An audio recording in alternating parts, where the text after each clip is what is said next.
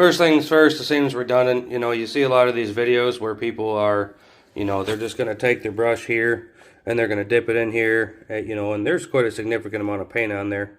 You slap it around in your bucket a little bit. There's still a lot of paint on there. When you're doing trim, we don't necessarily suggest doing it this way. It's different. Even, we've got 6-inch baseboard in here, and it's still, like, that's a lot of paint to work with, especially for somebody, who's not, like, an experienced painter. This is something that I can personally work with, given the years that we've been doing this. But ultimately, like, that is a lot of paint in that brush. I mean, look at the end of it. That's just, it's a lot of paint.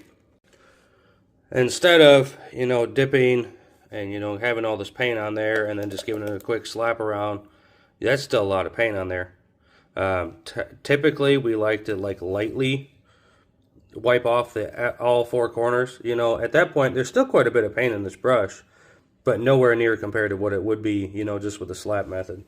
So here, this is where we're cutting in. This is going to be the section, like I said, we're painting the walls in here. So this we are doing on purpose. But typically, you're going to run a cut on the face of the trim itself to get that paint out of the brush. You can start back into it, and then you're literally going to come in and just cut this edge, where this caulk meets the wall.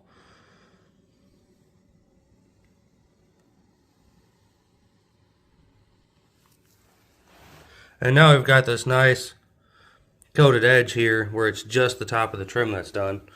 And then, now we can come in, get a little bit more paint. Now I'll use the slap method because I have a 6-inch baseboard to coat. So, I'm going to come in here, brush it down a little bit, kind of spread that paint out that you're going to be working with, because otherwise, it can be a lot to deal with. And then you're literally, like, brushes flex for a reason. And I know a lot of people want to just paint with them flat. That's not really the right way to do it. Let me grab a little more paint here. Typically, you're going to bring and flex this brush. Like, they do flex for a reason. Like I said, you can really flex this brush. Get down in here, and I can actually, with those bristles flexed like this, I can literally cut behind the edge of the carpet and never get paint on the carpet. A lot of people will come back through, we'll wipe this down, flatten our swipes out.